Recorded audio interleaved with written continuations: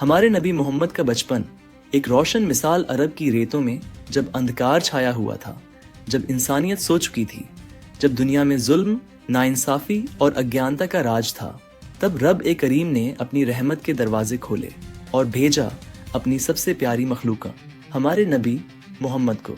ان کا جنم مکہ مکرمہ میں ہوا 12 ربیع الاول کو صبح کے وقت، جب سارا عالم روشن ہو گیا۔ جنم کے وقت ہی نور کی ایسی کرنیں پھیلیں کہ مکہ کی ہواؤں میں ایک سکون اتر آیا۔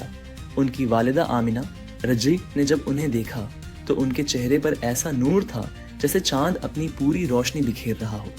اس وقت ان کے والد عبداللہ رضی اس دنیا میں نہیں تھے، لیکن ان کے بیٹے کی پیدائش نے ان کے خاندان میں رحمتوں کی بارش کر دی۔ جب نبی چھوٹے تھے تو ان کی دیکھ بھال ان کی دادی عبد المطلب کے گھر میں ہوئی۔ بچپن سے ہی ان کے چہرے پر غضب کا نور اور ادب تھا۔ جب دوسرے بچے کھیلتے کودتے تو آپ اکثر آسمان کی طرف دیکھتے اور سوچتے کہ یہ زمین اور آسمان کس نے بنایا۔ اس چھوٹی عمر میں بھی ان کے دل میں رب کی پہچان کی تلاش تھی۔ جب نبی کچھ مہینوں کے تھے تو عرب کی روایت کے مطابق انہیں حلیمہ سعدیہ رجکمن کے حوالے کیا گیا تاکہ وہ انہیں ریگستانی ماحول میں پالے۔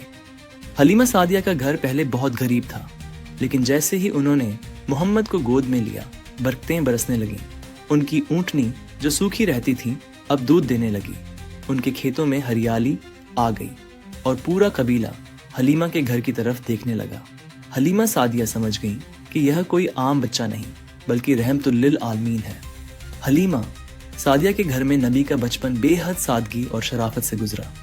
جب دوسرے بچے لڑائی کرتے یا کھیل میں جھگڑتے تو محمد ہمیشہ سچائی اور امن کی بات کرتے، کبھی کسی کو دکھ نہیں پہنچاتے۔ ان کی آنکھوں میں ہمیشہ رحمت اور محبت کی چمک ہوتی تھی۔ ایک بار جب وہ کچھ چھوٹے تھے تو حلیمہ کے بیٹے کے ساتھ کھیل رہے تھے، تبھی فرشتے آئے اور انہوں نے ان کے سینے کو کھولا، ان کا دل دھویا اور اس میں سے ہر برائی نکال دی۔ یہ کوئی دردناک واقعہ نہیں تھا، بلکہ یہ اس بات کی نشانی تھی کہ محمد کا دل پوری طرح پاک بنا دیا گیا۔ جب وہ 6 سال کے ہوئے تو ان کی والدہ آمنہ کا انتقال ہو گیا۔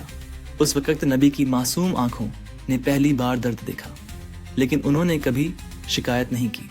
اللہ نے انہیں صبر کی طاقت دی۔ اس کے بعد ان کی پرورش ان کے دادا عبد المطلب نے کی۔ وہ نبی سے بہت محبت کرتے تھے۔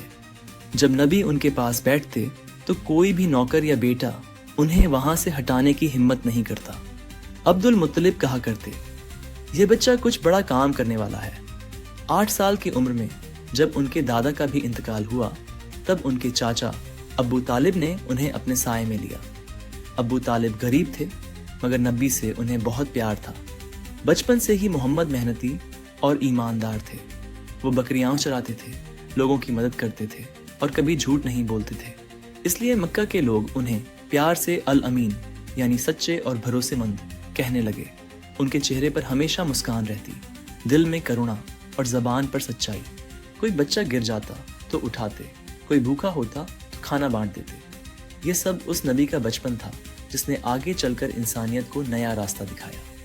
ہمارے نبی کا بچپن ہمیں یہ سکھاتا ہے کہ سچائی، صبر اور رحمت انسان کی سب سے بڑی طاقت ہے۔ انہوں نے کبھی غصہ نہیں کیا، کبھی کسی کا دل نہیں دکھایا اور ہمیشہ دوسروں کی بھلائی سوچی۔